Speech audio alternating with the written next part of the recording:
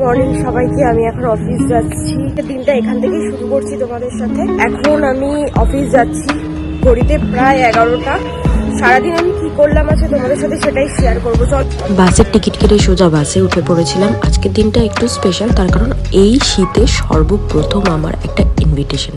অফিসের রাস্তায় চলে এসেছি, এবার এই সিঁড়িটা দিয়ে উঠলেই হয়ে যাবে অফিসের গলি। ফাইনালি অফিসে পৌঁছালাম।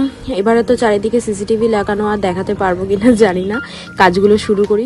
ওর এরকম অবস্থা। যাই হোক, আমি কাজে বসলাম। কাজ ফাজ সেরে ইভিনিং এ আমরা একটুখানি স্ন্যাক্স আড্ডা দিচ্ছিলাম। অফিসে এভাবেই কাটে আমার সারা দিন, খাওয়া দাওয়া, মজা, আনন্দ। অফিস থেকে ডিরেক্ট চলে এসেছিলাম হচ্ছে সায়নদের বাড়িতে, মানে আমার শ্বশুর বাড়িতে। তো বললাম না একটা ইনভিটেশন রয়েছে, তো সবাই একসাথে রেডি হচ্ছিলাম, কারণ ইনভিটেশনটা এখানে। একটু একটু করে সাজছিলাম আর তোমাদের সামনে আসছিলাম। যে কেমন লাগছে তো বুঝতে পারছি না। এই হচ্ছে আমার ফাইনাল লুক। এটা আমার রেজিস্ট্রিতে আমার শ্বশুর বাড়ি থেকে এই শাড়িটা দিয়েছিল। আর দেখো ওরাও রেডি হচ্ছে, আমরা সবাই মিলে সেলফি তুলতে ব্যস্ত। এরকম ঠিক সেজেছিলাম। কেমন লাগছে বলো। দিদি আর ভাগ্নিও এরকম ভাবেই সেজেছিল। আমরা দুজনেই ছবি তুলতে খুব পছন্দ করি একসাথে। ওরা তুলবে, এবার আমি তুলবো, এরকম একটা ব্যাপার দুজনেরই অবস্থা।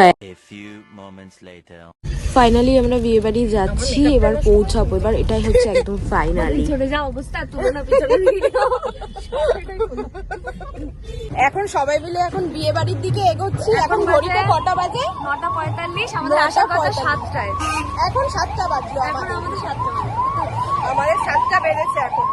আমরা এক গাড়িতে 6 জন মিলে ফাইনালি আমরা বিয়ে বাড়িতে পৌঁছাতে পেরেছি। এটা হচ্ছে সায়নের পিসির মেয়ের বিয়ে ছিল, ওই জন্য এই যে কাকিমা, দিদি সবাই একসাথেই আমরা এসেছি। এবার ভিতরে ঢোকার পালা। এবার ভিতরে ঢুকে ফার্স্টেই দিদির কাছে চলে গেছিলাম। এই যে দিদিটার বিয়ে, নাম পিউদি। আর প্যান্ডেলটা দেখো কত সুন্দর হয়েছে, আমার খুব থিমটা খুব ভালো লেগেছে। আর এখানে এই বর বসে রয়েছে, বিয়ে শুরু হচ্ছে। তার আগে পেট পুজোটা করতে হবে।